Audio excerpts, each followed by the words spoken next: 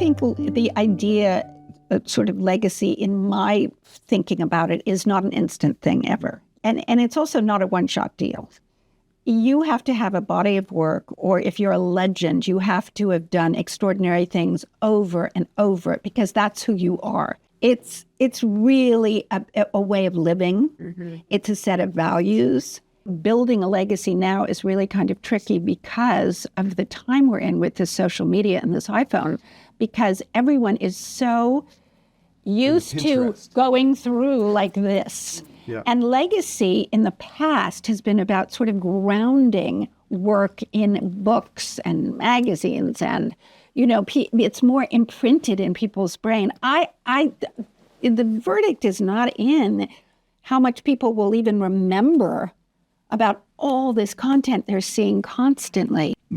Counterintuitively, but I think that this is my conclusion, that Pinterest and Instagram and the sort of vomit draft of design imagery that you get out of the phone has actually made books more important. Oh, I hope so. In a way, because you can learn about something you liked more quickly than ever. You can be 20 years old, you can be from the Midwest, you can show up in New York and suddenly you're talking about Mongiardino. Yeah. But then to build on that and actually make that knowledge into something that plugs into a context or is useful in trying to be a designer nowadays, you do need the book, and the book is then That's true. Sort of already important to them. Yeah, right. I always say, or try to say, what are the rooms that we're going to make that add to the legacy that you're so mythologizing?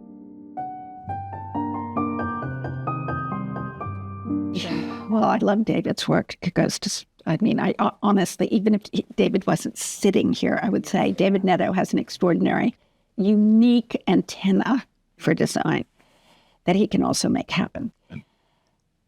I think Stephen Gambrell has a very good take on the things that he loves to do. Okay. And his own homes are particularly amazing and wonderful, I think. There's a whole sort of new crop of designers who have a very interesting take. It's not based on this kind of classicism. It's based on more of what they can extract from the metaverse and extract.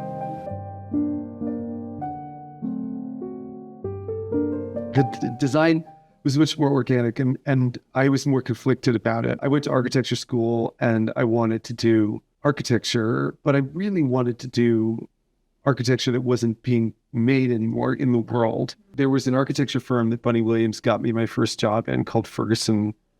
And in fact, we started the journal for the Institute of Classical Architecture, which is now much better known, in that office. Really? The first thing I ever wrote was for that.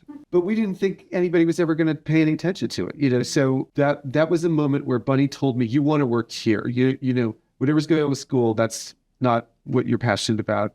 These people are making Georgian Mott Schmidt American classical houses. That's what you care about. Mm-hmm. So it's word of mouth, and there've been fortuitous meetings like that resulted in me working next to people that I've been happy to know my whole life. I was in fashion, and I loved that, but I also thought this is not enough. I just need to have a bigger world to report on and to be involved with. So, and I'm not a fashion person, so I love fashion. I think it's fascinating, but I'm not living that life. Right. For me, it was realizing that I had so much material from the gift of working for so many great magazines where I was able to travel the world, literally. I want to show these incredible places and pay homage to these extraordinary people who let me come into their homes. And a lot of those homes don't exist anymore. And you came up with the best title of any design book in history. And I just thought, this is what I'm always asking. So I thought, well, that's the title of the book. That's so good. I will say that the pride of my work is uncovering new talent. And I'll often, go up to someone at a dinner or an event and say, who are you? How do you live? Where do you live? Yeah, and people just look at me like, who is she? I mean, I'm really so excited to see what is going on. I think that to do what I do and to do what David does, you really have to be interested in people. And you have to listen to them. And you have to really just want to know stories.